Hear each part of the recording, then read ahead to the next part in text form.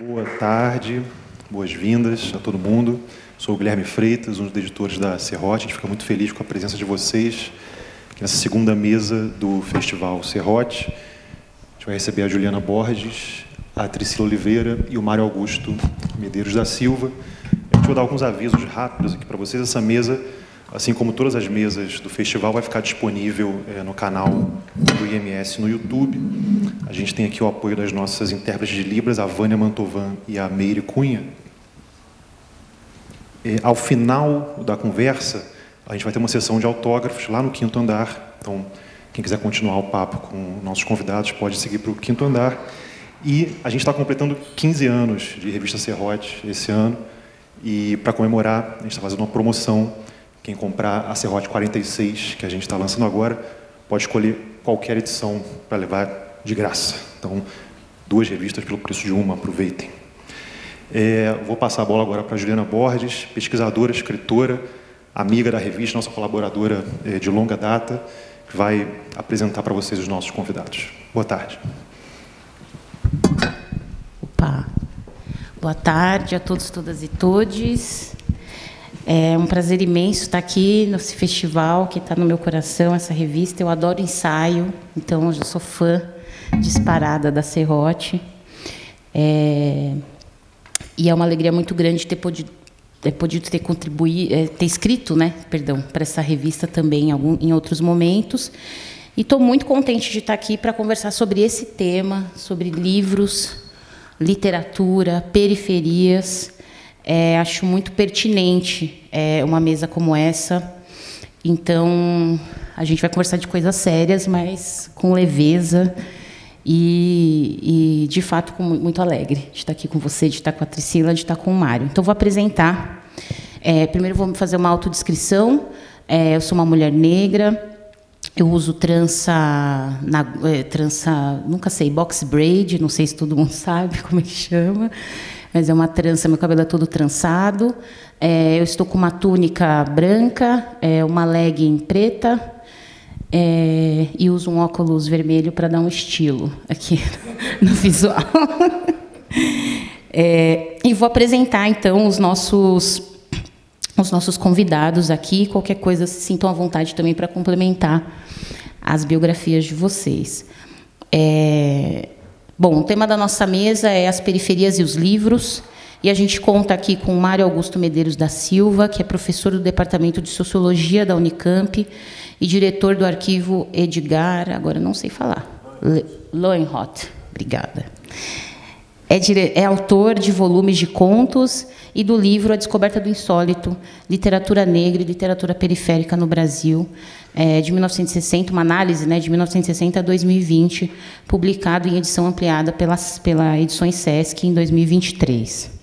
E a gente conta também aqui com a Tricila Oliveira, que vive em Niterói, Rio de Janeiro. Então, ela trocou a Madonna por nós. Muito obrigada, Tricila. É escritora, roteirista e ativista dedicada a pautas de gênero, raça e classe. Com o desenhista Leandro Assis, ela publica charges na Folha de São Paulo e lançou os livros de quadrinhos Confinada, em 2021, e Os Santos, em 2023. Este último narra as histórias cruzadas de uma família periférica e uma família branca rica na Zona Sul carioca. Então, obrigada por vocês estarem aqui. E já vou começar com as perguntas e passo para vocês aqui. E eu sempre, acho que já marca, acho que Guilherme e Paulo sabem disso, eu sempre pergunto para os escritores o que levou vocês a escrever. Qual foi o ponto de conexão que vocês conseguem identificar, o ponto de conexão, de encontro com a literatura na vida de vocês, e o que isso despertou em vocês, Então, acho que queria muito entender essa relação que vocês têm com a literatura, com a escrita, com a arte, com o ofício da arte. É isso. Posso começar? Boa tarde a todos. Meu nome é Tricila Oliveira. Eu também vou me autodescrever. Eu sou uma mulher negra. Eu uso cabelo trançado também. Hoje eu estou usando um coque. Eu estou com uma calça com bolsos laterais, um tênis e uma blusa preta, e também uso um óculos de armação azul para dar um charme. O que me levou a escrever foi raiva, angústia, revolta, de coisas que eu não entendia ainda quando criança. Eu externava tudo escrevendo. Eu precisava organizar os meus pensamentos escrevendo. E, como muitas crianças pretas, infelizmente, a gente conheceu o racismo na escola. Foram bullying, então eu fui me compreender como negra na escola, antes mesmo de eu me reconhecer enquanto menina. Então, é uma coisa muito pertinente que a Sueli Carneiro sempre fala, que o nosso corpo preto político ele chega primeiro, antes de qualquer coisa, antes de classe social ou de formação ou de graduação, o nosso corpo chega primeiro. Então, eu não sabia como lidar com tudo que eu passava na escola, então eu comecei a escrever. E dentro dessa escrita eu comecei a inventar como eu gostaria que as coisas fossem. Então eu comecei a escrever fantasia, eu comecei a escrever heroínas, comecei a inventar um mundo onde aquilo não acontecesse. E aí eu descobri que eu tinha uma aptidão para a escrita. Toda vez que a professora pedia um mínimo de 20 linhas, eu chegava lá com 5 páginas. E todo mundo morria de ódio de mim, porque eu criei um padrão de escrita dentro das aulas de português e literatura. Todo mundo queria escrever o mínimo, eu queria escrever o máximo que eu podia. Mas era a minha maneira de eu conseguir organizar meus pensamentos, meus sentimentos e talvez um novo modelo de sociedade que as crianças não passem mais pelo que elas ainda estão passando hoje em dia. Crianças pretas, ou escola pública ou particular, continuam passando por racismo na escola.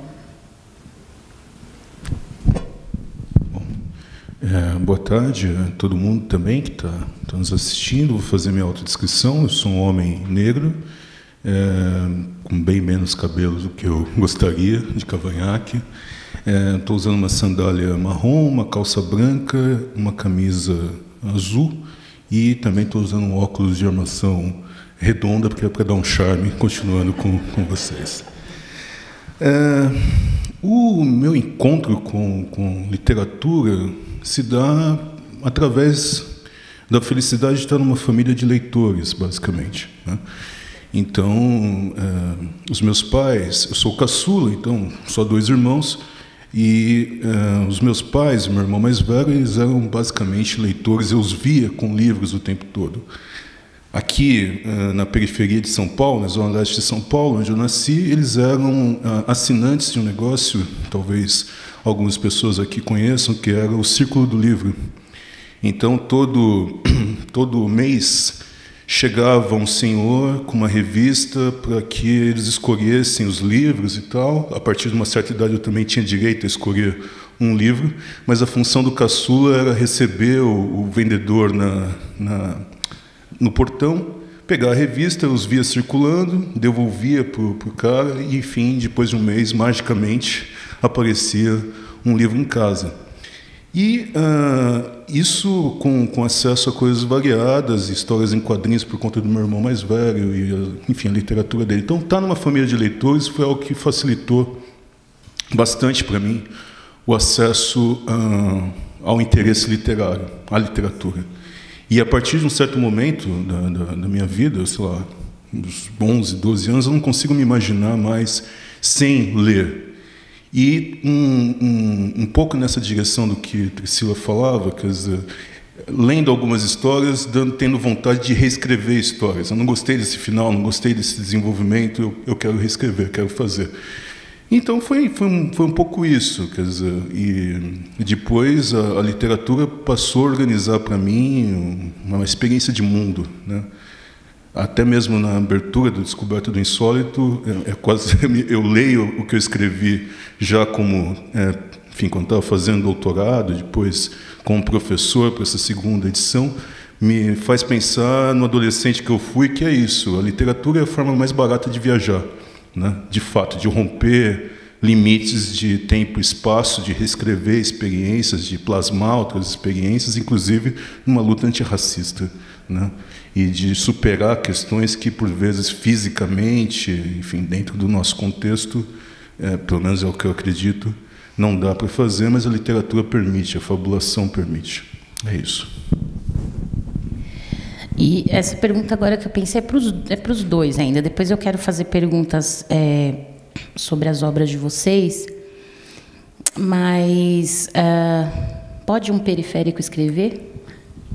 Acho que essa é a pergunta, né? Qual que vocês avaliam que o ato de escrita de pessoas periféricas, pessoas negras, pode ser entendido como um ato de insurgência?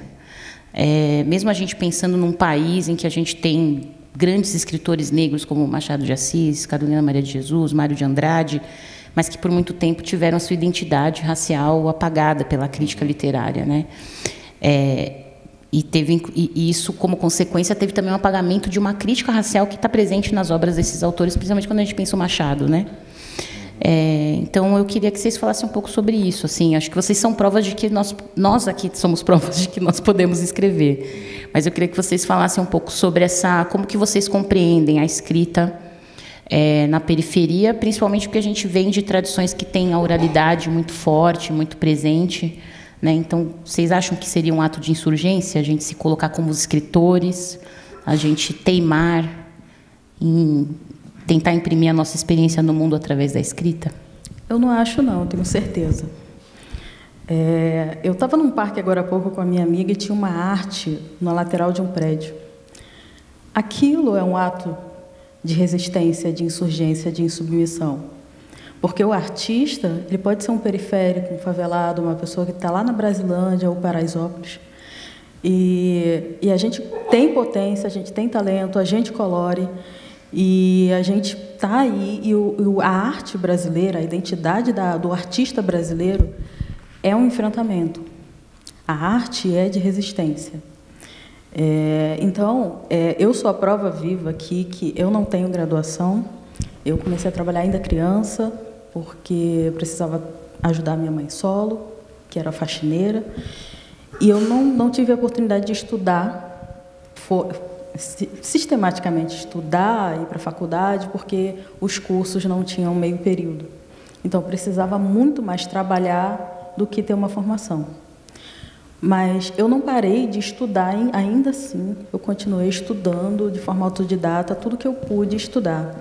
Então, eu sou a prova viva de que a periferia não apenas deve escrever, ela precisa escrever, e a gente está escrevendo, seja linguagem ou seja imagem.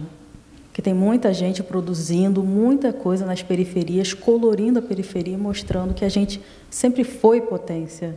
Então, para mim, é esse enfrentamento epistemológico que a gente precisa continuar fazendo, contando as nossas histórias, porque por mais de 500 anos contam a nossa história pela gente, do jeito que querem contar, que a gente é ou que a gente foi.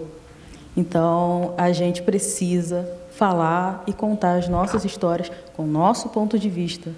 Porque, como eu disse no texto aqui ontem, meus ancestrais não vieram de cruzeiro para cá. Diga lá, Mário. Eu acho que a pergunta eu faria é por que não, né?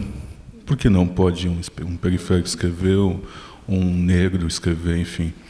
Tem um colega, professor da Universidade Federal de Minas Gerais, acho que já aposentado, o Eduardo Assis Duarte, que alguns anos atrás ele organizou 4 volumes pela editora UFMG sobre uma história negra na literatura brasileira, e mostrando que, pelo menos desde o século XVIII até o que ele chama de contemporaneidade, que é o começo do século XXI, tem um batalhão de mulheres e homens negros que compõem essa história, né? Então, em verdade, você até pode escrever uma história da literatura brasileira sem a autoria negra, mas ela vai ser uma história de invisibilidade e apagamentos, né? Não vai, como quase tudo na história brasileira, uma história que não contenha a presença negra, indígena, de mulheres, etc., é uma história toda esburacada, uma história de invisibilidade e apagamentos. Então, por outro lado, essa discussão leva a pensar que, de fato, nesse cenário de invisibilidade e apagamentos, o que se tem é retirada de referências, retirada enfim, caminhos já trilhados, né, que faz com que a gente faça essas perguntas de será que já existiu, será que pode, será que não pode? Se a gente trouxer isso um pouco mais para o nosso tempo, 64 anos atrás, uma escritora que Trícila está aqui com a sua obra recém-lançada. Uma escritora aqui em São Paulo, mineira, que, enfim, catava papéis para sobreviver com seus 3 filhos e com os cadernos do lixo. Ela, com um pedaço de lápis, né, toco de carvão, lápis, caneta, etc., o que fosse, com cadernos com restos, literalmente, de páginas do lixo, ela escreveu O Quarto de Despejo, Diário de uma Favelada, Carolina Maria de Jesus. E logo que ela lança o livro, em setembro de 1960, a primeira pergunta que fazem é algo semelhante a: será que foi ela mesma que escreveu? Pode uma negra favelada, etc., escrever? Quase 40 anos depois, quando surge alguém como Paulo Lins com Cidade de Deus, a pergunta é muito semelhante, né? Mas ele é de Cidade de Deus, mas ele não está mais lá. Mas será que ele está? Ele é um ex-favelado, é um favelado, mas ele que escreveu essa obra que, na ocasião da primeira edição, acho que tinha umas 550 páginas, algo assim, mas será que foi ele mesmo? Pode? Então, essa pergunta, ela sempre vai nessa direção e faz pensar que o ato da escrita de uma pessoa negra, de um autor negro, de uma autora negra, no Brasil, é sempre um ato de insubmissão, né? E é sempre um ato talvez de inconformismo. Eu não vou entrar na discussão se ele é mais progressista ou mesmo menos progressista, mas considerando a história brasileira de racismo, apagamento e violências, a presença negra na literatura, enquanto autor e autora, ela é insubmissa, ela é, de alguma maneira, algo que confronta um status quo, né? E acho que isso faz parte, segundo Eduardo Assis, eu concordo com o argumento dele, pelo menos desde o século XVIII até hoje. Então, com certeza. Eu quero só complementar uma coisinha. Enquanto eu estava adaptando o Quarto de Despejo para quadrinhos, que é essa versão aqui, eu fiz muita pesquisa, sabe, de imagem, e Quarto de Despejo é o único documento histórico da realidade das favelas aqui em São Paulo. Eu não sei se é o único documento histórico do Brasil, mas é o único documento histórico que a gente tem das periferias de São Paulo. A gente não tinha mais ninguém falando. Quer dizer, como Carolina mesmo diz, é o quarto de despejo das cidades onde todo mundo joga o que elas não querem que estejam ali. E esse livro, que já foi traduzido para dúzias de línguas, é o único documento histórico que a gente tem das periferias. Então, complementando a sua pergunta, que você também disse, a gente deve escrever. Porque se a gente ficar ainda pensando, não, será que eu não consigo? Será que não dá? Será que eu não devo? Será que eu sei o suficiente? Porque a gente está enfrentando um sistema feito para moer a gente. Se a gente continuar se perguntando, e se a gente não sai do lugar? Então, a gente precisa enfrentar isso dentro da gente para a gente colocar para fora o que a gente precisa colocar, até mesmo pelo bem da nossa saúde mental. Porque, quando Milton Santos disse, o racismo ele paralisa a gente a ficar reagindo e reagindo e reagindo, e a gente não vive. A gente passa a sobreviver por ele, né? A gente sobrevive ao racismo enfrentando ele o tempo todo, mas existem outras maneiras que a gente pode enfrentar, que é escrevendo, que é produzindo, que é mostrando que, para além, né, da prisão identitária que a Djamila fala, a gente consegue produzir muito mais do que só falar sobre o nosso enfrentamento, sobre a nossa dor, sobre a nossa luta. Não, com certeza. Depois eu quero voltar a Carolina aqui, mas queria, seguindo aqui meu roteiro de milhares de perguntas, eu queria perguntar para você, Mário, assim, por que você decide, qual é o momento assim, de decisão que você fala, vou estudar escritores negros e literatura, né, intelectuais negros e periféricos? E eu acho interessante que assim você faz, pode parecer óbvio, mas talvez não seja, que você faz uma diferenciação de literatura negra e literatura periférica, né? E a gente pensa num país em que essas coisas se sobrepõem, né? Muitas vezes, né? A população negra compõe aí majoritariamente a população marginalizada, né? Precarizada no país. Então, eu queria que você falasse um pouco desses pontos, o que faz você diferenciar, ou se existe uma maneira, qual seria essa maneira de diferenciar a literatura negra de uma literatura periférica? Se existe uma diferenciação de tema, de modos de desenvolver as narrativas, né? Queria que você apresentasse um pouco para a gente isso. E queria que a Tricila falasse também como que foi o caminho, né, que eu acho que você trouxe para a gente essa sua trajetória, né, de escrita para organizar essa raiva, né, para organizar essa revolta. E como que você chega nesse formato, que eu vou falar assim, eu sou meio das antigas, não entendo muito as coisas, então para mim é quadrinhos, né? Mas como que você chega no formato de webcomic, né? E livros com esse formato, né? Acho que é um outro modo de construção também da narrativa, né? Literária. E a gente também, e faço essa pergunta também porque a gente percebe que esse é um formato que dialoga bastante nas periferias. A gente tem inclusive eventos, né? Assim, eventos nerds de anime, né, que a turma se organiza nas periferias brasileiras. Então acho que essa é uma dimensão, uma linguagem que dialoga bastante com a gente, mas eu queria entender como é que foi esse trajeto para você chegar e falar, não, esse é um formato que eu quero explorar, que eu acho que eu consigo desenvolver histórias, e se você pensa também em desenvolver outras formas literárias para presentear a gente com a sua escrita. Bom, a minha história, essa minha trajetória para quadrinhos, ela começa em 2015, quando, ainda nessa organização da minha revolta, eu fiz uma página de ativismo na internet e comecei a escrever ali, comecei a desabafar ali tudo que eu passava, essa visão de mundo atravessada por raça, classe, gênero e território. Então, eu comecei a colocar ali e os textos começaram a angariar pessoas que se identificavam, pessoas que conseguiram se reconhecer, pessoas que se sentiram acolhidas pelo que eu escrevia. Então, de lá para cá, trocentos seguidores e tal, muita gente me acompanhando. E, no final de 2019, o Leandro Assis, que é o ilustrador de Confinado os Santos, ele criou os Santos, mas dentro da honestidade intelectual dele, ele sabia que, em algum momento, ele não poderia, de forma alguma, falar de branquitude sem falar de negritude, sem ter uma pessoa ali para estruturar uma realidade que ele não conhece. Porque a realidade do Leandro, gente, é a novela das 8. É Zona Sul, carioca, classe super alta. Então, ele sabia dessa parte da história. E eu sabia a outra metade.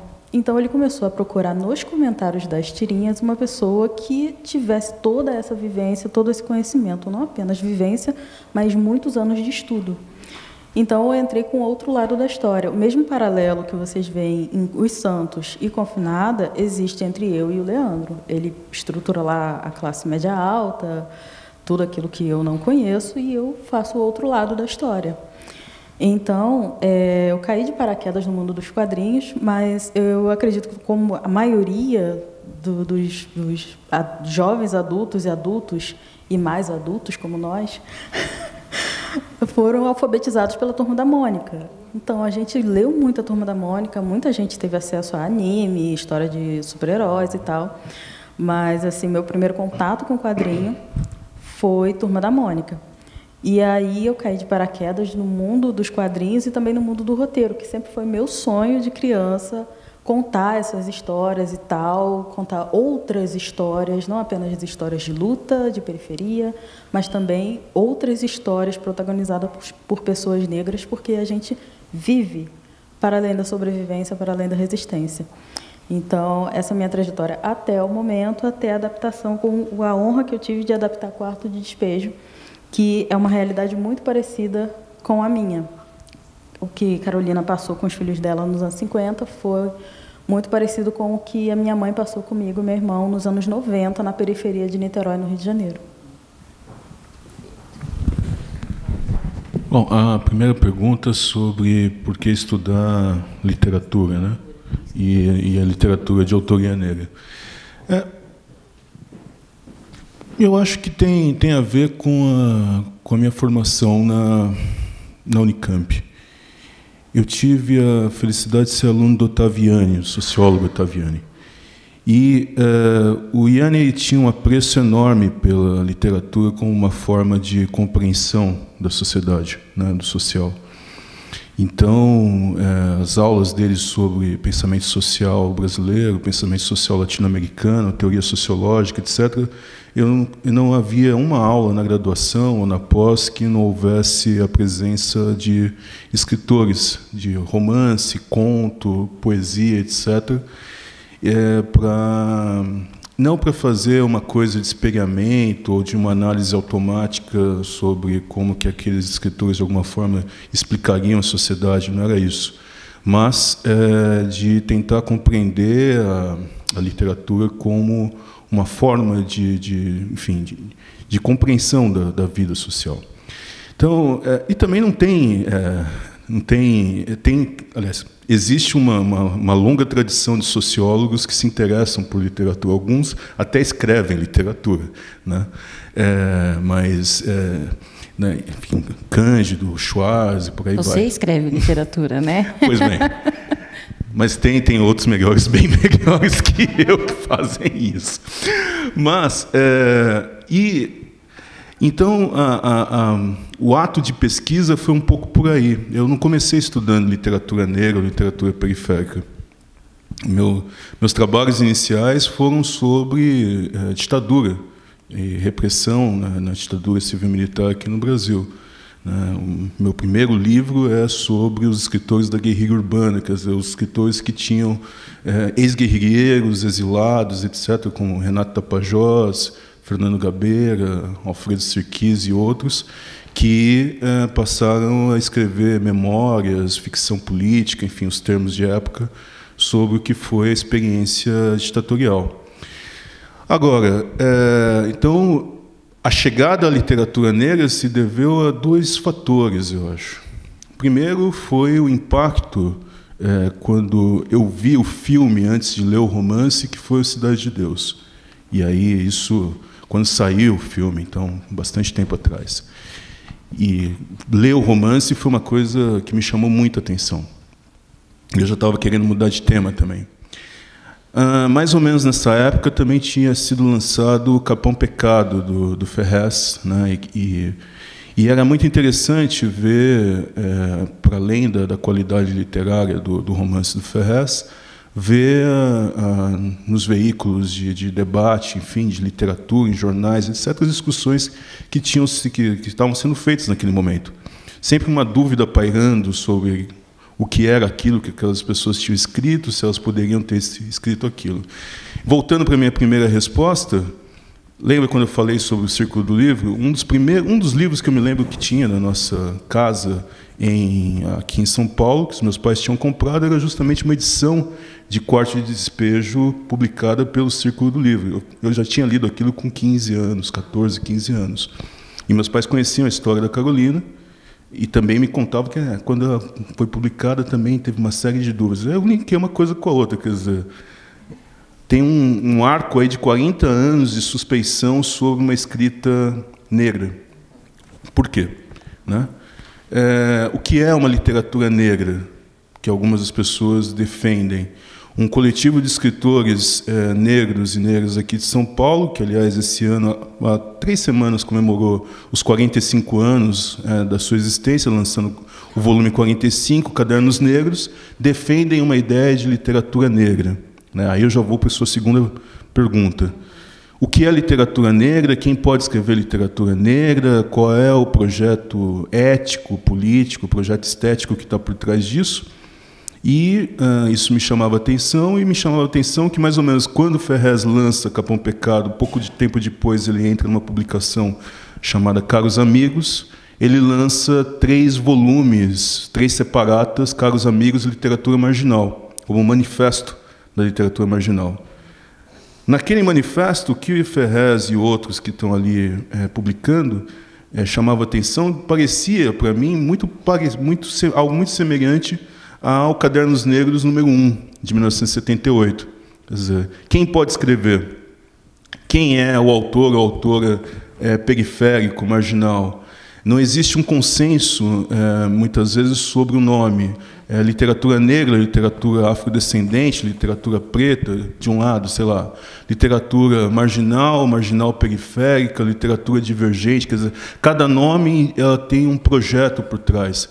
Então, eu passei a me interessar para fazer a tese, depois virar o livro, e olhar esses projetos estéticos, as suas semelhanças, né, as suas histórias, tentar recompor aspectos das suas histórias, os seus encontros, né, especialmente nos anos 2000, e as suas divergências entre autores e autoras, entre projetos também. Em alguns momentos as pessoas estão juntas, outros não, publicam coisas juntas, fazem projetos juntos, e outros seguem caminhos absolutamente separados. Mas o que mais me importava como sociólogo era fazer algo que eu achava que era importante. Não duvidar da existência, jamais, quer dizer, ter um conjunto de obras, trajetórias, livros, enfim, projetos, discussões, evidências em jornais, etc., dizendo que essas coisas existiam.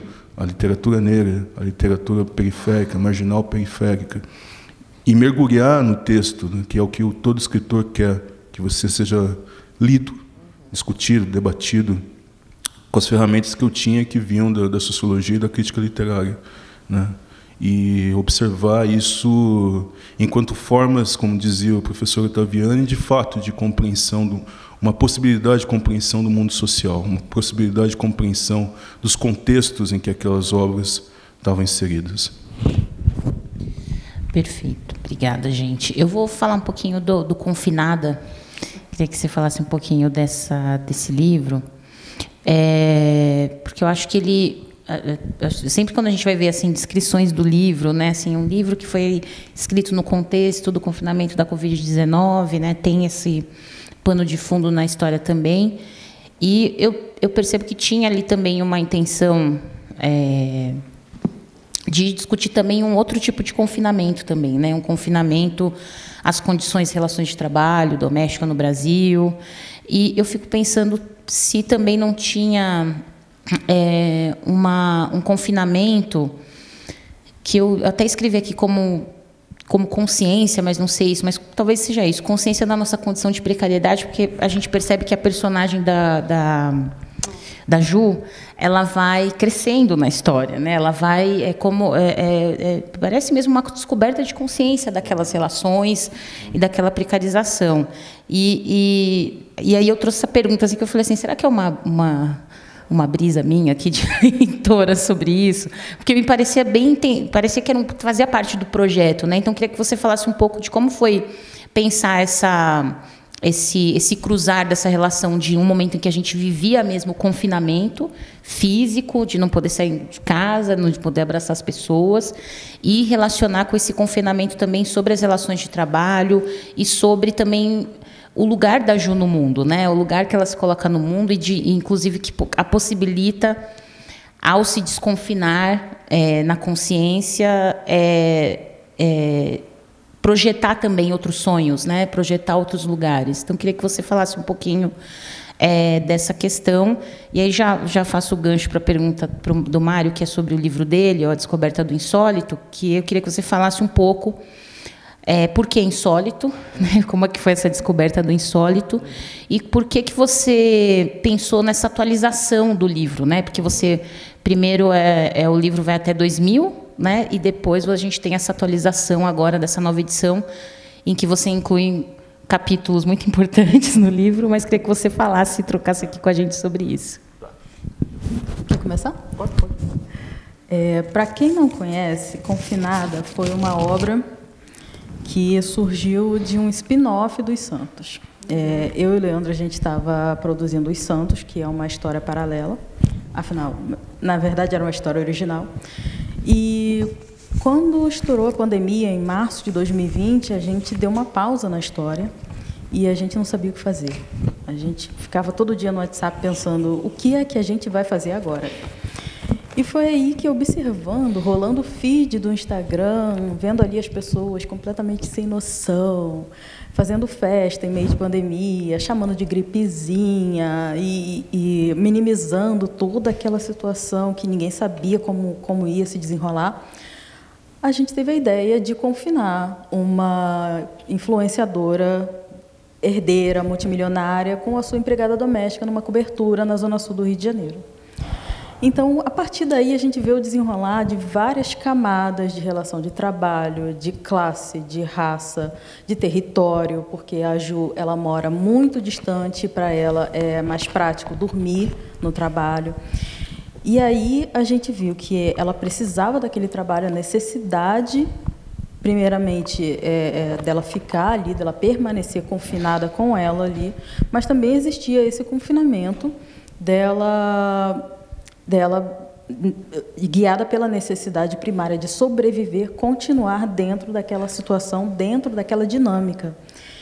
E, ao longo da história, né, a gente, roteirista, o Leandro é o roteirista profissional, eu sou estudante, a gente escreveu um arco da história que a gente precisava que o final dela fosse o final que a gente queria, né? O final diferente que a gente queria. Não é pegar a Ju e colocar ela no lugar da Fran, que muita gente ainda acredita que a gente quer tomar o lugar do outro. Não, a gente não quer tomar, a gente só quer direitos básicos, humanos garantidos. É o que a gente luta ainda hoje em dia. Então, ao longo da história, a gente vê que a Ju, ela vai percebendo situações, ela vai percebendo que aquilo ali é errado, ela vai se enchendo daquela situação, até que chega num ponto da história em que ela toma o protagonismo. E a gente, brilhantemente, uma menina que trabalha na Todavia, né, ela teve uma brilhante ideia de fazer uma capa dupla, porque é exatamente a história de Confinada é essa capa dupla, que tem a capa da Fran e da Ju. E ela toma o protagonismo da história, porque existe essa relação de necessidade das duas, que muitas patroas não existem sem suas empregadas. As empregadas precisam sobreviver fazendo o que elas precisam. Então, ela toma esse protagonismo nessa tomada de consciência. E a gente observa, né, eu sou cria das redes sociais, muita gente que ainda não desconfinou desse pensamento, que tem aquela pseudoconsciência, aquele início de letramento racial, mas que ainda está ali projetando aquela lógica que a gente tem que trabalhar todo dia para combater. Uma lógica nociva, que faz mal para a gente e para aqueles ao nosso redor. Então, esse confinamento, você não brisou em nada, todas as camadas, todas as referências que você viu ali. Às vezes o quadrinho tem um plano principal, mas tem uma referência lá no fundo que a gente trabalhou com cuidado para dar mais uma camada na história. Então, você estava lúcida.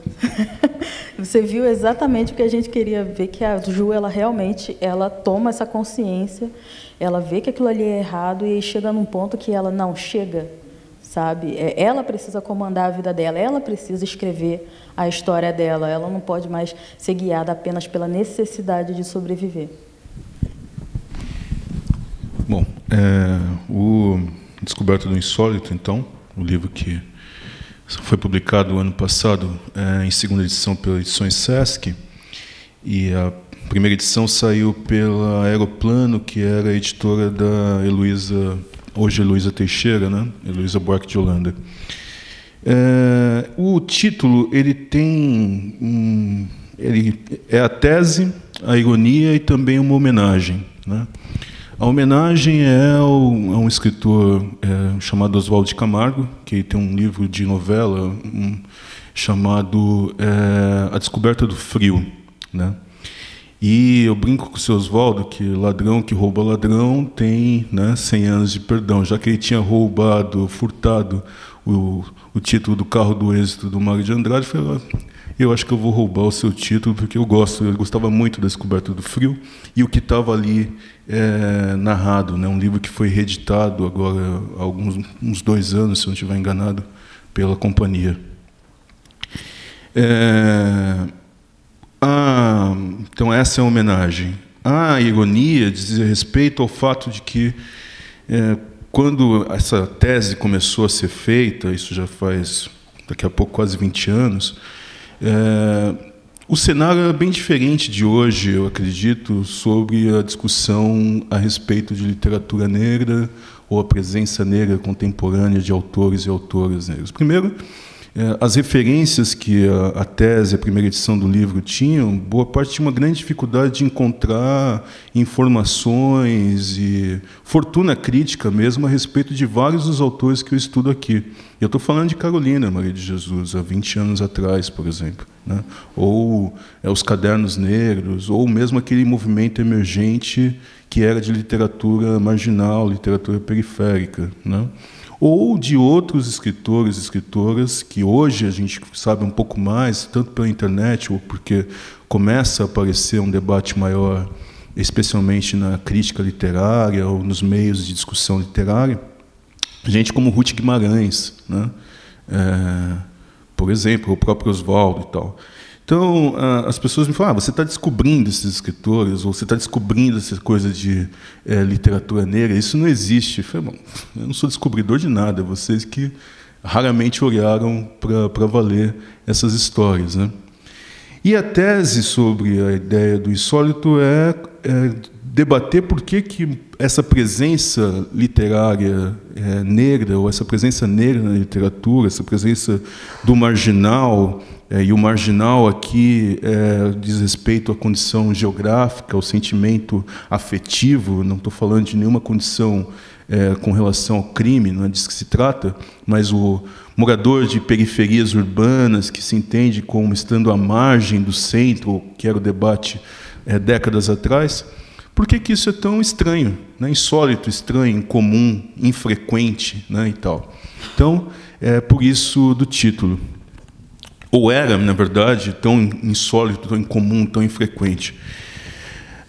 A atualização diz respeito ao seguinte: na tese, na primeira edição, enfim, eu tinha trabalhado, tentado justamente fazer uma discussão de um arco, né? Por que entre 1960 e 2000 tem um conjunto de escritores e escritoras que aparecem na literatura e geram um certo debate? Então, de Carolina a Paulo Lins, de Carolina Ferrez, ali no meio, os Cadernos Negros.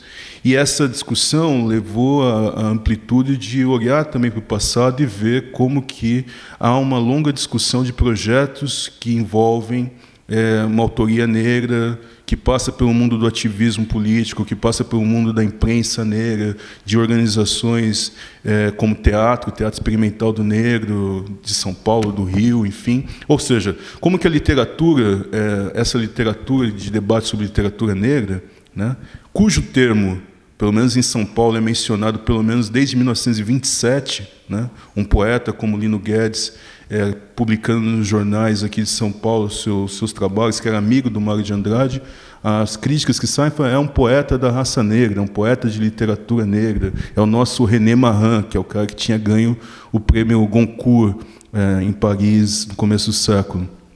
Então, uma ideia de literatura negra já era veiculada em São Paulo desde a década de 20 do século passado. Daqui a pouco está fazendo 100 anos.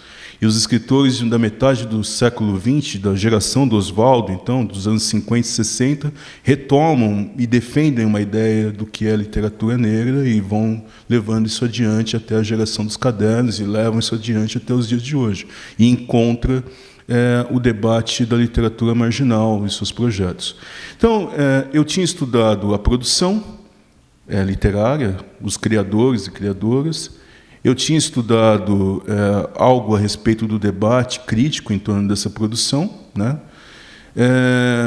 Um pouco da recepção, do que dava para estudar da recepção por meio de jornais, da imprensa, de uma fortuna crítica, mas eu sempre achei que o livro, a tese, estavam incompletos, faltava a circulação, né?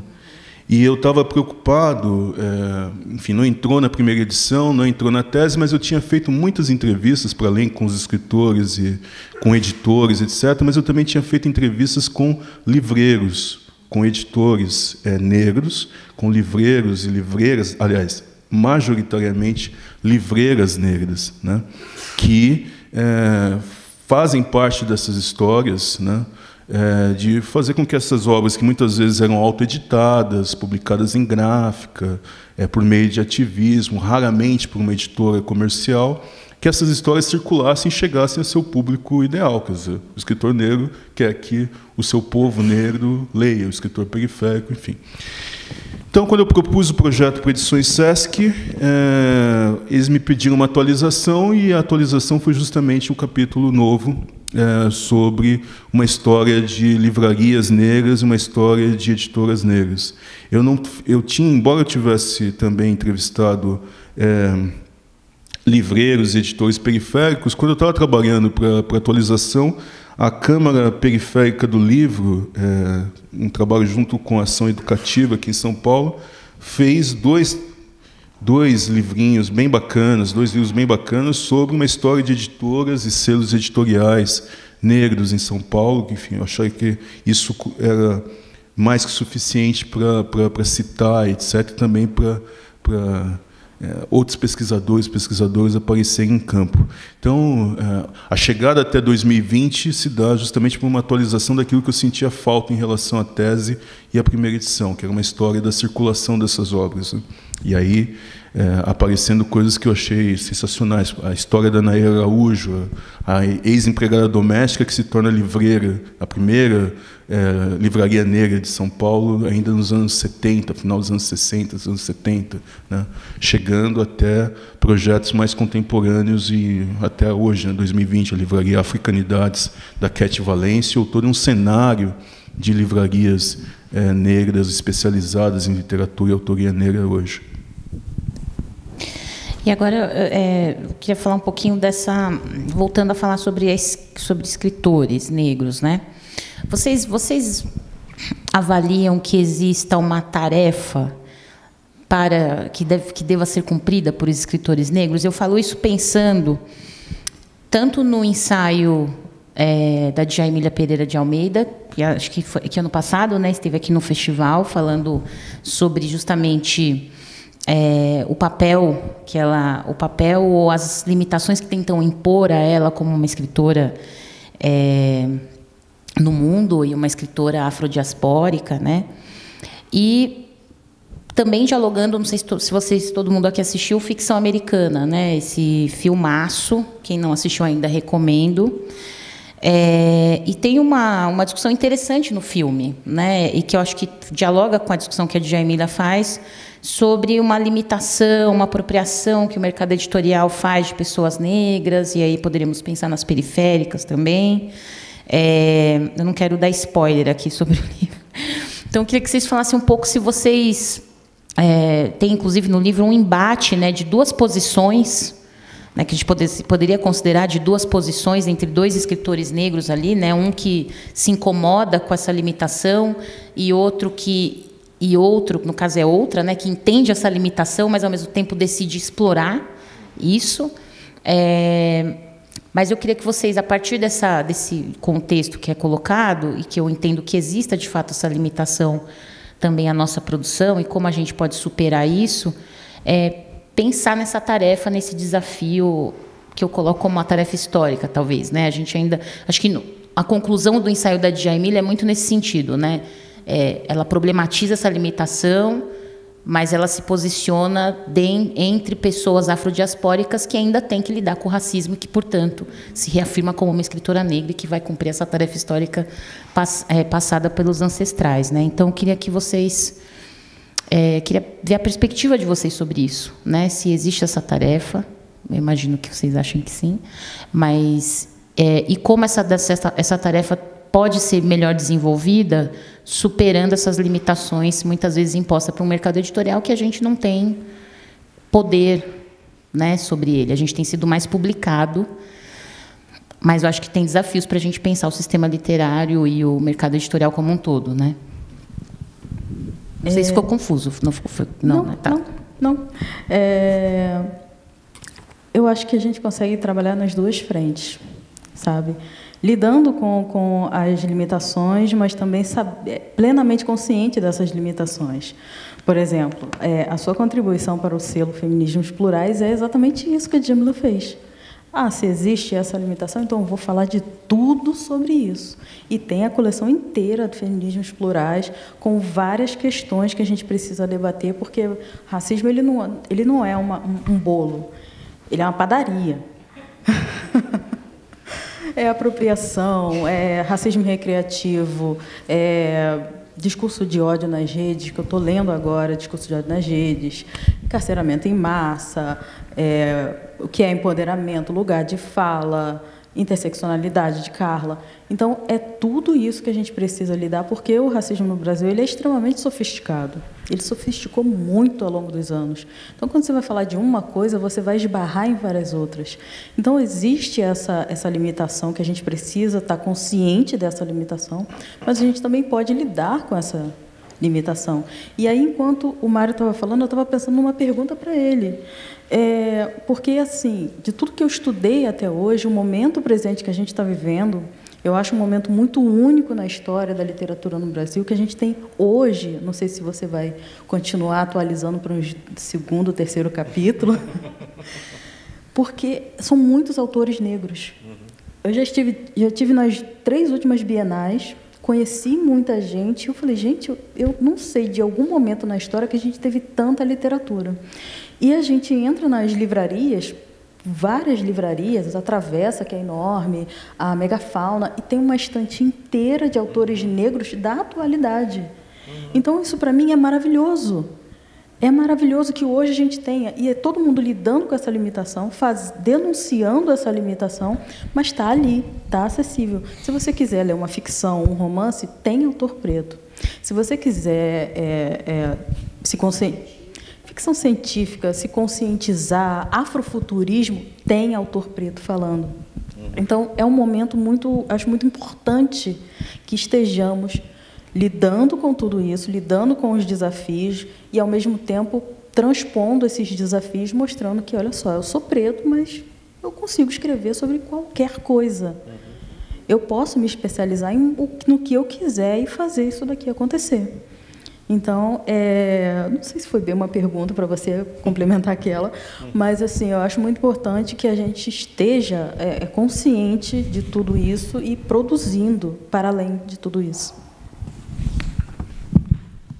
De fato, eu acho que o cenário que a gente está vivendo, em termos da presença negra na literatura e a edição, e isso é uma coisa importante de comentar, é uma edição de autoria negra que não é uma edição precária, que não é uma edição, enfim, paga ou coisas desse tipo, que faz parte da história. Ele é muito ímpar, de fato, né? Mas também não dá para deixar de pensar que ímpar por quanto tempo e ímpar enquanto dá lucro, né? Eu não acredito que o sistema editorial, que o sistema literário brasileiro, ele seja um sistema antirracista, ou que as nossas editoras, grandes editoras brasileiras, sejam editoras antirracistas. Existem indivíduos antirracistas dentro dessas editoras, mas não o sistema em si, né? Então, é lucrativo a diversidade nesse momento.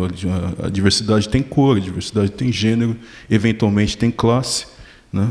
Mas a questão é saber quanto tempo isso vai durar, né? Porque não necessariamente essa presença diminuiu os números do racismo brasileiro e as tragédias e violências do racismo brasileiro, para além do espaço editorial, do espaço literário. Mas é um momento ímpar, e acho que é um momento que tem que ser aproveitado por todos nós, autores e autoras negros, inclusive para ganhar dinheiro. É disso que se trata, né? Ninguém fez profissão de fé, enfim, nesse sentido. É para ganhar dinheiro. Agora, por outro lado, também, o que eu acho interessante desse debate é pensar sobre essa discussão sobre missão, tarefa, projeto. Existe, de fato, e nem todo mundo está afim de seguir, e alguns estão. Quer dizer, quando se fala o que seria um projeto, os projetos de literatura negra, basicamente, ou de literatura marginal periférica. O que se encontra de pontos em comum são: escreve literatura negra ou autor negro, né? Ou escreve literatura marginal periférica, aquele que tem como origem a moradia numa periferia urbana, né? E tem uma relação política, afetiva com isso. O reconhecimento de ser negro, o reconhecimento de ser periférico. No caso, nos dois casos de aproximação, a discussão é preciso fazer uma narrativa, uma história, ou melhor, é preciso saber contar histórias que não repitam as violências que o racismo e a discriminação de raça, classe, gênero fizeram com essas trajetórias negras, homens e mulheres negros estereotipados. Então, reversão de estereótipos, não é? Tem um protagonismo da autoria e também um lugar diferenciado dos protagonistas negros e negras periféricos. O que vocês fazem com Confinada e os Santos, por exemplo, não é? Mas isso são projetos e nem e contar uma história negra, quer dizer, aí começa a ficar mais complicado. O que é a vida negra? O que é a vida periférica? Os cadernos negros têm uma ideia do que seja isso, e uma ideia que vai mudando ao longo do tempo. Em 45 anos, essa ideia muda. Em 45 anos, muita gente já passou por lá, né?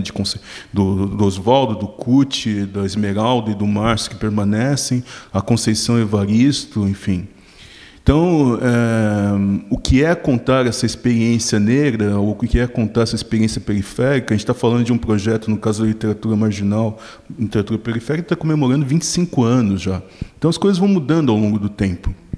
Só falando a partir de São Paulo. E a coisa que eu acho que complica para os dois casos, mas para qualquer discussão sobre identidade e literatura, e eu não tenho, pelo menos como sociólogo, não vejo problema nenhum dizer que literatura pode ter um debate sobre identidade, literatura feminina, literatura gay, literatura indígena, negra, etc., é entender que talvez não necessariamente o autor negro vai escrever o que se espera que seja uma literatura negra. Não necessariamente também o autor periférico vai escrever o que se entenda ser uma literatura periférica para alguns, né? Para outros. A literatura é um terreno da liberdade. Isso pode ser meio idealista, mas ela pode ser de fato um terreno da liberdade. Os cadernos negros passaram a década de 80 debatendo a ideia de que, porque em um certo momento tinha que se escrever sempre sobre racismo e literatura negra, por que não poderia ter uma ficção policial negra que não tratasse necessariamente, especificamente, da violência e do racismo?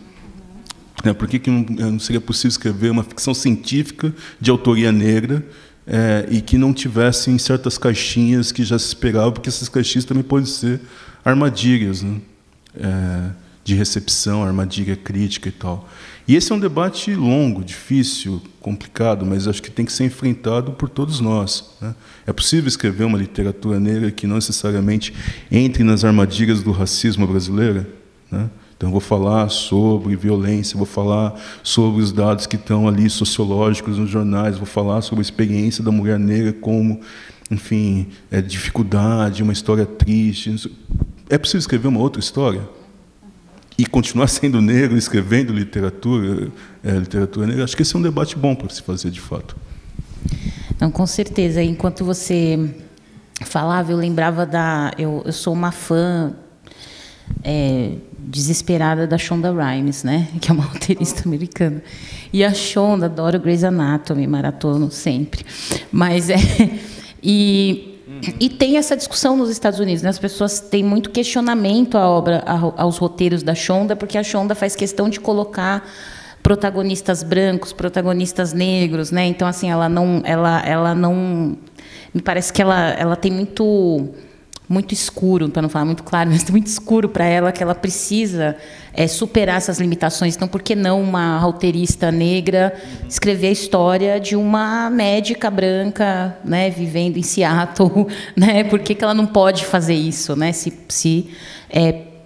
podem e puderam fazer por tanto tempo sobre nós, né? Eu acho que ela tem um pouco essa questão subversiva, mas, ao mesmo tempo, com o intuito de ganhar dinheiro, e que ela desenvolve e faz muito bem. Então, enquanto você falava, eu pensava muito nela. Acho que ela é um exemplo interessante disso também, para além do debate, de novo, fazendo propaganda aqui, do ficção americana, né? Que eu acho que aí vai numa profundidade mesmo da coisa, que é bem interessante, né? Assim, a gente tem que pensar também que o que a Shonda consegue fazer talvez seja o que, até onde a limitação, né, da Disney, da ABC, permite que ela que ela faça. Porque, por exemplo, esqueci o nome do filme agora, um filme com Mahershala Ali, acho que The Green Book. The Green Book, o protagonismo foi dividido. Porque se fosse o The Green Book focado no personagem dele, o filme não aconteceria. Virou, inclusive, piada entre a negrada norte-americana, né? Será que é um livro antirracista? Será que não é? Eu sou cinéfila, perdão, um filme, né? Sou cinéfila, estudante de roteiro, e existe muito isso. Sim. Muita gente... A Gina Prince Bythewood, que dirigiu Mulher Rei, ela tem um enfrentamento enorme para colocar... nos filmes dela, colocar protagonismo negro. Ela tem um monte de romance... rom-com, né, comédia romântica, Água com Açúcar e tal. E ela sempre tentou colocar o protagonismo negro, e ela tem uma carreira enorme, uma filmografia enorme, mas ela nunca teve o reconhecimento devido justamente por isso. Então, talvez, se ela colocasse ali, fizesse a jogada da Shonda, dividisse ali o protagonismo, será que Grey's Anatomy estaria aí na 20ª, sei lá quanta temporada, se fosse exatamente isso? Exatamente. Então, de novo, voltar para a pergunta anterior, lidar com as limitações para a gente conseguir prosseguir. Né? Eu acho que esse debate também é velho entre nós. Né? Quer dizer, se pensar voltando para a literatura, o que é o Machado de Assis? Né? Quer dizer, não só escrevendo... É óbvio que aqui e acolá tem essa presença negra na obra dele, mas ele não está falando só desse mundo negro com certas expectativas em relação ao mundo negro. Pelo contrário, ele está falando da sociedade brasileira de maneira mais ampla. Né? O que é a Ruth Guimarães? Quer dizer, se você não souber que a Ruth Guimarães é uma autora negra, Água Funda dá poucas pistas aqui e acolá que ela está falando de uma experiência que passa pelo mundo negro e tudo mais. Né? Acho que é um debate bom. Porque a gente descola essa experiência do caipira do corpo negro, né? Sim, né? Sim. A gente sim, de descola, fato. né? A gente, eu comecei a me debruçar mais sobre isso. Aí vai ser motivo de riso, mas por conta de Cowboy Carter da Beyoncé. Porque aí eu comecei a conversar com um amigo meu que gosta, a gente sempre conversou, um amigo meu que gosta muito de sertanejo e tal, né? E ele virou para mim e falou, o Juiz, né, que ele é de Pindamonhangaba, né? Então ele curte sertanejo. Ele falou, Juiz, e os negros no sertanejo? Eu conheço um e outro, como é que é isso? E a gente começou a conversar, né? E a gente chegou nessa discussão também sobre a presença do negro nessa representação do caipira também. Eu acabei presenteando ele com o livro da Ruth, né? Então tem também esse desafio também de trazer essas figuras e escurecer, né? Essa representação também do que é o sertanejo brasileiro, né? Pensando no sertão, no caipira, né? Acho que é muito interessante isso. A gente está chegando no fim aqui do nosso papo. Eu ainda tinha 1000 perguntas aqui para fazer para vocês. Mas eu queria perguntar se você tem perguntas da plateia para trazer para cá, para também privilegiar alguém que queira fazer alguma pergunta aqui. Mas, enquanto isso, eu pergunto para vocês o seguinte, acho que foi Tricilo, em algum momento, que falou essa palavra de sobrevivência, né? Assim, como dar conta de produzir literatura, de produzir pensamento, de produzir conhecimento diante da urgência da sobrevivência, né? A gente produz, a gente falou aqui de vários exemplos em que a gente produziu a partir dessa urgência da vida, mas eu faço essa pergunta também trazendo para o final do nosso papo, é uma pergunta meio demanda, assim, meio demanda para o Instituto Moreira Salles, para a revista Serrote, né? Que é de como a gente pensa também formas de apoiar pessoas negras e periféricas que querem escrever, né? Eu pergunto isso, a gente conversava ali atrás, eu acho muito... A gente não tem no Brasil, o Guilherme também estava junto, né? A gente não tem no Brasil incentivo, pensando assim, bolsas, fellows, né, para escritores negros. A gente comentava o caso da Biblioteca de Nova York, né? Você pode ali... acho que até pessoas de fora de Nova York, você pode se inscrever no processo e você ganha uma bolsa para escrever durante um ano um projeto literário ou um projeto acadêmico, né? Então, como Eu queria que vocês comentassem um pouco como criar condições para que a gente possa acessar e exercer cada vez mais essa escrita negra e periférica de excelência e que a gente, né, dê espaço cada vez mais a outras vozes. E aí depois a gente pode discutir, como o tempo é pequeno, eu também queria discutir também outras áreas do mercado editorial, né, que a gente não quer também só ser publicado, a gente também quer publicar, a gente também quer distribuir, a gente também quer fazer uma série de coisas. Mas focando aqui nessa parte da escrita, eu queria que vocês falassem um pouco sobre quais são as ferramentas que vocês acham que poderiam ser desenvolvidas para a gente apoiar e promover mais a escrita negra e periférica? Nossa, bom, minha primeira resposta era não sei. Como lidar, como produzir diante da urgência da sobrevivência. Há pouco tempo eu estava conversando com uma amiga minha, ela é publicitária, e aí ela falou que a gente produz legado. Eu falei, não, amiga, não quero só produzir legado, não, eu quero ganhar dinheiro. Eu quero ganhar dinheiro, eu preciso pagar as contas. Então, assim, legado não paga conta. Então, como é que a gente vai ter tempo de sentar, escrever e produzir legado com a conta da luz atrasada, com a água, com o supermercado fazendo no crédito? Como é que a gente vai fazer isso? Então, a gente precisa de incentivo, a gente precisa de bolsa, como vocês estavam falando. Existe esse mercado editorial estadunidense que eles lançam livros, assim, absurdo, uma quantidade enorme de livros que são absorvidos pela população. Muitas vezes a gente vê uma série, um filme com uma história água com açúcar, baunilha, sem nada, mas é um livro que foi best-seller de Nova York. Eu falei, como assim, gente? Isso foi um best-seller, milhões vendidos. Eu falei, não, eu não acredito nisso. Mas é a diferença do mercado editorial. E a gente, no Brasil, eu não sei dizer, posso falar uma grande besteira aqui, eu nunca vi esse incentivo. Esse incentivo de produção literária de forma geral, não apenas periférica, mas de forma geral. Uma produção literária para a gente escrever histórias, para a gente produzir histórias. E para pessoas periféricas, eu acredito sim que uma criação de um programa, de uma bolsa, de um incentivo, até mesmo esqueci completamente, fugiu da memória agora, mas assim, os concursos que tem, concurso literário e tal, você pode submeter um projeto e tal, mas beleza, muita gente consegue ser publicado assim. Mas, ainda assim, é um processo muito longo, uma burocracia muito longa. E como é que você se sustenta enquanto você está escrevendo? É exatamente esse o ponto. Como é que você vai ter a cabeça tranquila, ter criatividade, imaginação, para conseguir produzir, sabe? Então, a gente ainda precisa caminhar muito nesse sentido. Talvez alguém rascunhar um programa de incentivo à criação literária no Brasil. Olha, eu acho que para responder a segunda pergunta, acho que a resposta mais fácil é quem tem dinheiro abre os bolsos, né? As instituições que têm dinheiro para fomentar abram suas carteiras. Pensando em pelo menos 3 ou 4 exemplos, a gente falava lá atrás sobre, e aí analisar esses modelos, enfim, o que isso significa exatamente. A Biblioteca Pública de Nova York, que fomenta a escrita de escrita criativa, escrita acadêmica, escrita não ficcional e não ficcional, né?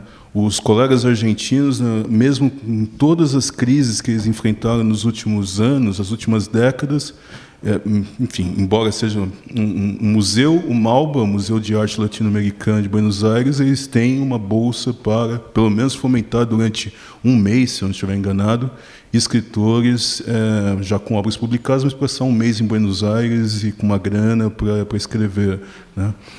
O ano passado teve um frisson de Gana, não me lembro qual era a instituição, mas que acho que a Biblioteca de Gana também, em Accra, que chamava escritores da diáspora negra, né, para passar um mês ou 2 meses em Gana, desde que respondesse a pergunta o que é África para mim, com uma grana e também para produzir algo lá, né? A Fundação Calouste Gulbenkian, em Lisboa, a partir de Portugal, também eventualmente tem uma ou outra bolsa de fomento e coisas assim. Quer dizer, esse tipo de modelo existe. A questão é por que ele não existe tanto aqui no Brasil, né? Mas aí o IMS perguntou, eu devolvo a pergunta para o IMS, que quem tem grana, né? Eu não tenho. E, de outro lado, tem a questão sobre sobrevivência. É curioso isso, quer dizer, a história literária brasileira é feita, talvez, grosso modo, de 3 caminhos, né? O escritor, que é um funcionário público, eu, por exemplo, entre outros, né? Aquele que... ou a Ruth Guimarães, a gente falou, era funcionária pública, Machado, não me lembro, né? Era também. Né? Tem uma história, a Lígia Fagundes Telles, procuradora, enfim, quer dizer, tem uma história de funcionários públicos ao longo da... E a questão da sobrevivência, então, da equivalência entre aquilo que você... Ou até o Itamar Vieira, espero que o Itamar tenha, depois do Torturado, ele tenha deixado de ser... trabalhar no INCRA, né, como funcionário público. Eu imagino que ele deva ter pedido as contas, eu pediria, mas, enfim, com o dinheiro que ele ganhou com o Torturado, né, mas talvez também tenha a dimensão da segurança, vai que, né. É uma história de funcionários públicos, ou uma história de gente que tem a equivalência do dinheiro com aquilo que escreve, de jornalistas, ou, enfim, basicamente de jornalistas, ou gente que está na precariedade mesmo, como o caso da Carolina inicialmente, e outros, que escrever é tirar da boca para manter a literatura, muitas vezes. Quer dizer, tem esses 3 caminhos.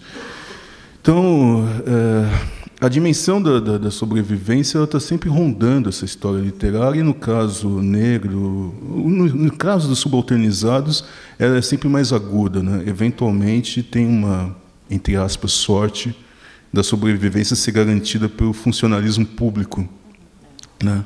Mas isso não deveria ser exatamente uma regra, né? A gente tem perguntas, gente? Eu não enxergo. Alguém? É que eu não enxergo de perto. Aí, quando vai chegar de longe, tem que tirar o óculos. Tem uma ali. Tem ali? Tinha o cartãozinho ou eu posso passar para ela perguntar? Pode passar direto? Pode. Você quer falar daí ou você vem aqui? Eu te dou o microfone para todo mundo ouvir sua pergunta. Dá, tudo bem. Não tá gravando, gente? Tá? Acho que vão levar um microfone para você, porque senão não sai na gravação, tá bom?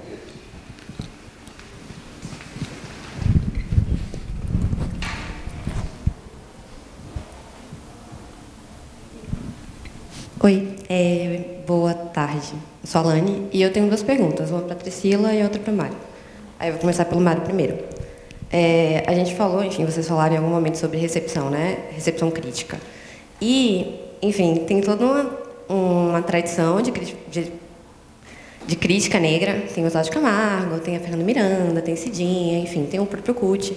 E eu queria saber, no sentido de desafios assim, que a crítica negra ou simplesmente a crítica literária enfrenta. Jorge Augusto, que, enfim, ele é um professor do Instituto Federal da Bahia, ele sempre fala sobre categorias analíticas, de como a gente pode pensar para analisar essas obras negras que estão em circulação. E, ao mesmo tempo, enfim, e aí eu estou colocando 2 oposições. Se são essas categorias analíticas, ou se a gente entender esse momento de publicação de obras negras. Esse boom, eu não sei se é um boom de fato, mas um momento histórico assim, que ele encontra, tipo, de qual é esse desafio da recepção crítica, e aí pode ser a crítica literária negra ou simplesmente a crítica literária, só para não deixar fechado uma coisa só. E aí a pergunta é essa, não sei se deu para entender. E para a Priscila, Juliana até comentou que tem o ensaio da Djamília, que ela fala, enfim, na conversa ali com a Stephanie Borges, sobre escrever além da raça, que é um texto de Bell Hooks e tudo mais. Isso ecoa ali no texto, na conversa que elas têm. E aí uma pergunta é simples, mas eu acho que é importante, do espaço que você escreve, assim, de qual é o espaço que você escreve e por que esse espaço é confortável para você. Enfim, como o espaço físico mesmo, como esse lugar de pensar além da raça. Acho que é isso. Obrigada. Acho que tem uma escrita aqui, né? Que eu vou ler. Aí vocês já respondem, pode ser? Obrigada. tá. Não é outra pergunta. Precisamos encerrar. Então, eu vou passar para vocês. Eu vou ser o mais rápida possível. Pensar além da raça, para muita gente pode parecer não falar apenas de dor, porque existe um fetiche muito grande com o nosso sofrimento, e toda vez que alguma pessoa negra fala, ou já tem aquela resistência, já entra numa defensiva achando que a gente vai ofender alguém. Isso é projeção de muitos estereótipos. Então, é possível a gente escrever, né, de qualquer forma, em qualquer espaço, em qualquer local, e a gente mostrar a nossa visão de mundo sem exatamente ser uma coisa propagandista, sabe? Uma coisa propagandista, eu mostro a minha visão de mundo, essa é a minha visão de mundo, eu tenho muitos enfrentamentos e desafios, mas eu não estou amarrada a esses enfrentamentos e desafios, que é todo o papo que a gente está tendo aqui, falando sobre como a gente consegue produzir muito para além disso. Então, é um exercício que a gente precisa fazer para a gente não ficar reagindo ao racismo o tempo inteiro, senão a gente não caminha. Então, assim, eu tenho muitos projetos engavetados, meu editor está aqui me botando pressão na primeira fila, e que é exatamente esse ponto. Não são histórias negras e periféricas, são histórias. Se você reconhecer alguém ali, ok. Mas, assim, eu tenho esses projetos para o futuro, eu ainda tenho que vencer essa barreira da autoconfiança, né? Uma amiga minha me fala, a gente preta, a gente tem que ter a autoestima do homem branco. Eu vou tatuar isso na testa, sabe? A gente tem que ter essa autoestima. Então, a gente precisa transpor isso para a gente conseguir vislumbrar um modelo de sociedade que não encaixote a gente, amarre a gente a tantos estereótipos que nós, mulheres pretas, enfrentamos. Porque se fosse um ou dois, ok, mas são tantos estereótipos que fazem as pessoas não enxergarem a gente além da nossa cor. Bom, rapidamente também, acho que tem uma geração de críticos literários e críticas negras, enfim, que é muito bacana de observar. É bem diferente de muitos anos atrás, quando se tratava de falar sobre literatura negra e periférica, que isso vinha de um debate a partir das ciências sociais da história, né, e poucos críticos tratando do assunto, e agora a gente tem críticos negros e negras. Eu acho que o desafio da crítica sempre é calibrar suas ferramentas, de fato, né? Calibrar suas formas de análise e também observar a história dessas produções e fazer o balanço das coisas, fazer a maneira de, enfim, iluminar aquilo que é relevante, que vai ficar ou que não vai ficar, né? Agora, é difícil responder isso no tempo curto que a gente tem, mas a melhor resposta que eu posso te dar o desafio é calibrar as ferramentas, inclusive com relação a essas experiências negras. Enfim, a gente pode conversar mais depois. Bom, gente, obrigada Tricila, obrigada Mário por estar aqui conversando com a gente, obrigada ao Festival Serrote, à revista Serrote, por ter me convidado para estar aqui mais um ano com vocês, estou muito feliz por isso. Queria convidar vocês para se dirigir ao 5º andar, para uma sessão de autógrafos, e lembrá-los e lembrá-las que a gente tem uma próxima mesa às 19 horas, que é um encontro com Alejandro Zambra, com mediação da Ana Lima Cecílio. Eu não perderia. Então, a gente se encontra nos autógrafos e depois aqui para a gente ver mais uma mesa maravilhosa do festival. Obrigada, gente.